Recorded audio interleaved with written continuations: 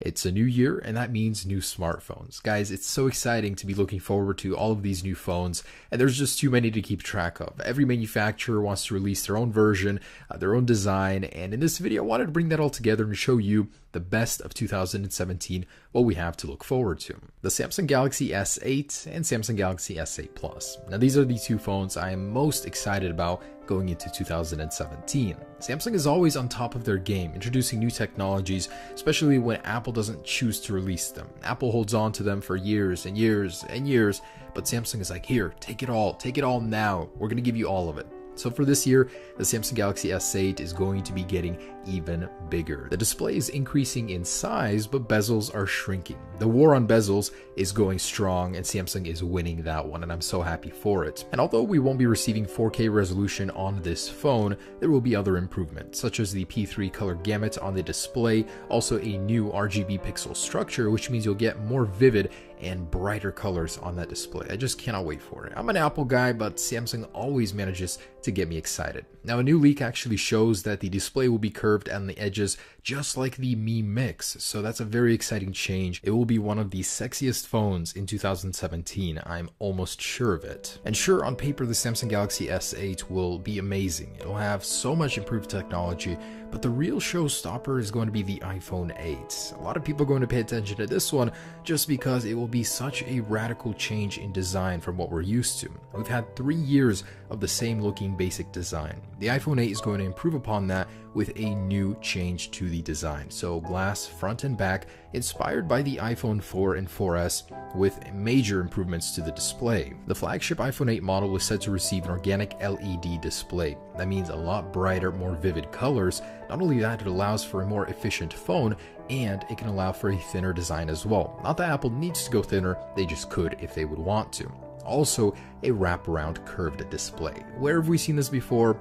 I wonder. But nonetheless, I do embrace this change. It's about time iPhone had a major redesign. We've been looking at the same basic design for 3 years. So, no home button, an improved display, all glass design, but one of the most monumental changes will come with wireless charging. Not your regular typical wireless charging, but walk into a room and your phone starts charging almost immediately. How crazy would that be? Also rumored is an IP68 water resistance rating, so it'll match the Galaxy S7 now at 5 feet for 30 minutes. I cannot wait for this one. Apple could even advertise it as a swim-proof device like the Apple Watch 2. But that's not the only Apple product that's going to be released later this year.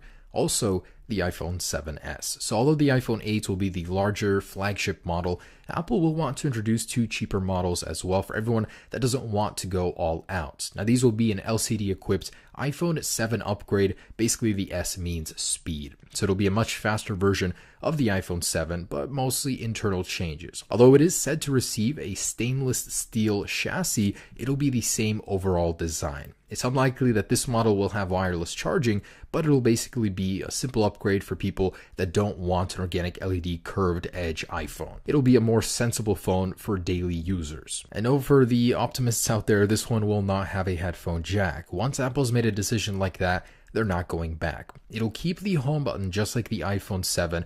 Most of the changes again will be in the speed department, so expect some major improvements there, possibly the A10X chip from the iPads, although it's likely it could share the same chip with the iPhone 8, just keep most of the same design. And believe it or not, the Samsung Galaxy Note name will live on, so Samsung is not giving up on that brand just yet. Rising from the ashes of the Galaxy Note 7, like a phoenix, the Galaxy Note 8 will do much better and improve upon where the Note 7 failed. So the very first thing, obviously, is the battery issue. This time around, Samsung is going to be using LG's batteries, as they haven't had any issues with those, and this could actually be Samsung's first smartphone with a 4K display. Samsung usually likes to introduce the more complicated, advanced tech with the Note series, and this year we could be seeing the very same thing. Also, the new S Pen 2 with a built-in speaker, possibly to produce some kind of noise, or like mimicking an actual pen, possibly. And as always, this is Samsung's powerhouse, so they want to make sure it is powered properly. This time they will be using the Snapdragon 835 processor, Exynos in certain markets of course, and 6 to 8 gigabytes of RAM. No businessman has time for lag. And man, LG does not like to give up. So the G5, this was a smartphone that didn't do particularly too well. It was that modular phone that you can actually swap out the bottom for and introduce new features. Now, it was a great concept. Why would this phone fail and not sell very well? Well, the only problem was with a phone like this, where the whole marketing scheme is that you can add modules to the phone. If you don't introduce new modules and only keep two, I think there was like a speaker one and a camera one, nobody will buy this phone based on that gimmick. Otherwise, it was a pretty mediocre Android phone. I didn't even open mine until just now. That's like half a year because I just wasn't excited for it. With the G6, LG is looking to fix that and stop thinking outside the box. Basically think like every other smartphone manufacturer. We're going to be seeing a huge trend in front and back made of glass, and that's exactly what the LG is going to do. This leaked concept is what it's going to look like, very similar to the G5, just with a more glass design. Wireless charging, Snapdragon 835 is included. And that brings me to the Google Pixel 2. So the Google Pixel 1 was a fantastic phone. At its core, it was one of the best Android phones ever. It was just lacking some hardware features that even the iPhone has, such as IP67 water resistance at the minimum. The camera was fantastic. That was a big plus to Google. But later this year, the Google Pixel 2 is said to be shipping with a dual camera sensor, as that is superior. It's going to have IP68 water resistance as well, as the first one didn't, and an all-glass design to allow for wireless charging, and very possible a QHD display. So although the Google Pixel 1 was great, these areas the Google Pixel is going to improve on and make for a much better stock Android phone. The Snapdragon 835 and 6GB of RAM is rumored. So concepts that have leaked or renders have shown a glass back design that would allow for wireless charging and a more tougher look for the borders. I actually do kind of like it. So that's the Google Pixel 2. And that brings me to the next OnePlus phone. I mean, it should be called the OnePlus 4, right? The old one was OnePlus 3 and 3T. But no, it actually might be called the OnePlus 5, as in Chinese culture, number 4 is considered unlucky, and this is a phone with its main audience being China.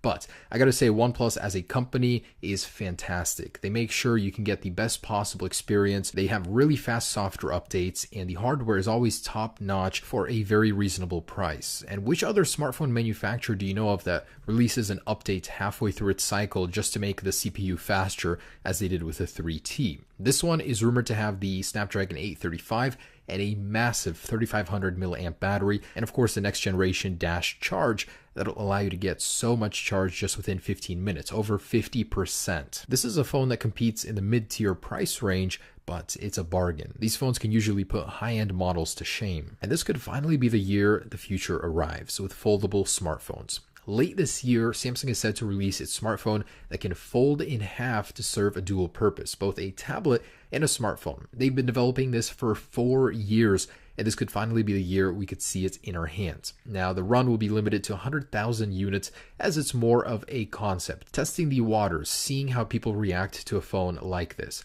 Of course, the tech is only possible with an organic LED panel, and I'm so excited to see this because this could start a revolution in smartphones. And the HTC 11. Who here even remembers what this company is? They used to make good phones back in the day, but now, not so much. Their sales aren't doing very well, but they're hoping to turn that around this year with the HTC 11. They're returning to their roots with a dual lens camera setup, just like on the iPhone 7 Plus, but they had this even earlier on their HTC 8. So they're hoping to improve the camera.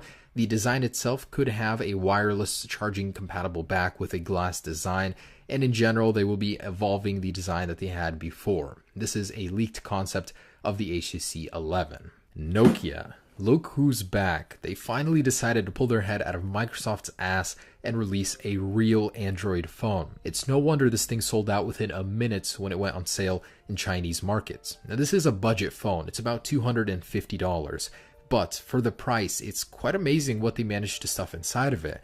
A Snapdragon 830 chip that's octa-core, and it's even better than the Snapdragon 821. It also does have an Adreno 505 GPU, so it's pretty well spec'd. Also, durability is still on the table like the older 3310. It has a Gorilla Glass 2.5D screen, which is very durable, but at the same time very aesthetically pleasing. It's already out in China, but it will hit the US market within a few weeks. So that's the Nokia 6. Actually pretty excited for this one. And the very last one is the Xiaomi Mi series. So whether it's the Mix 2 or the Xiaomi Mi 6, this brand is actually ahead of its time. Known once for copying Apple, they're outdoing them now. They're using ceramics in materials bone conducting earpieces for calls, and even laser technology in the cameras. It's amazing how far ahead of the game they are. It's just not implemented totally well with the software. I wish they would introduce a better skin or just a stock Android ROM with it. Otherwise, I'm very excited for what this phone company has to bring. I mean, look at this thing. It's a slice of the future.